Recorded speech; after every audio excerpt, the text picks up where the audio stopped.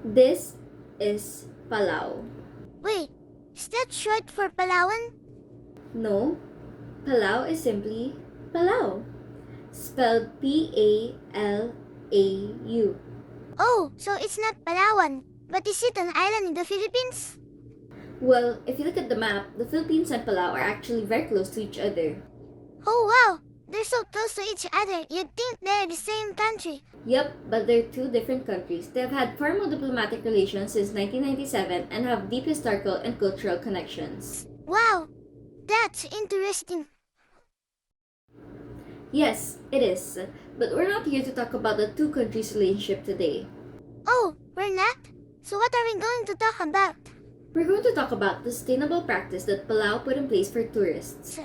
And what practice is that? It's called the Palau Pass, also known as the Palau Pledge. Before we go into details, let me ask you a question. What do you think of children? Children? Well, they're cute, sweet, and innocent. And even when they act like naughty little monsters, you know that their hearts are still pure. Exactly. Children are cute, sweet, and innocent with pure hearts.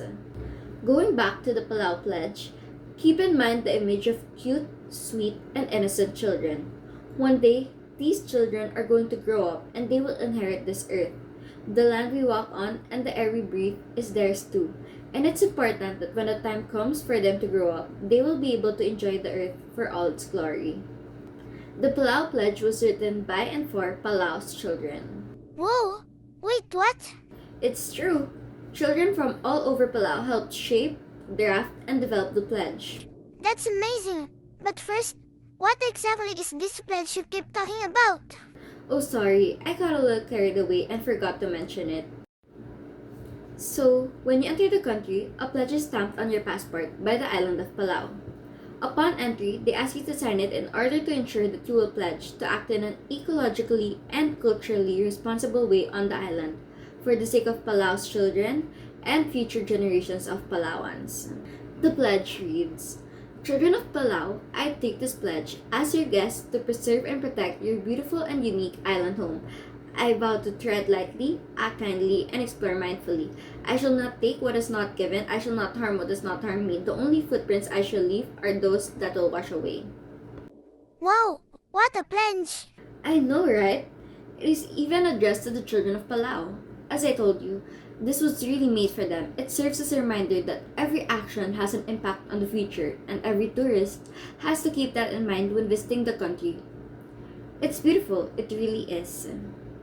Palau is actually the first nation on this planet to change its immigration laws for the cause of environmental protection. A pledge to act in an ecologically and culturally responsible way truly is a unique practice. But isn't it also a naive practice? How can they be so sure that the tourists will keep their word? That's why there's a saying that promises are meant to be broken, right? Well, signing the pledge is a visa entry requirement, but aside from that, in order to really implement the pledge signed by the tourists, Palau created a website, an in-flight film, a passport insert, local education, business accreditation, signages, penalties, and collateral. Oh, there are penalties? Yes, there are. Tourists can actually face penalties and fines for breaking the pledge. So, yeah, they actually take this really very seriously. There are violations for activities such as illegal fishing, collecting marine life souvenirs, touching wildlife, damaging corals, and more. But how did this all even start? Well, it was in the year 1980 that mass tourism arrived in Palau. Over time, it started to negatively affect their available resources. In 2017, they put this practice in place. They decided to create this in order to protect their environment, which is rich in biodiversity because of the aquamarine lagoons, lush forests, and over 200 natural limestones and volcanic islands found in the country. They want to diminish the threat to their food supplies, beaches, coral reefs, heritage sites, and more. So, the Palau Pledge is a safeguard to protect their natural and cultural resources. But aside from protecting their land, they are also protecting their children's future by keeping them in mind, especially in decision making and tourism management. That is really so inspiring. Yes, it really is. They take pride in being a small nation with a big vision.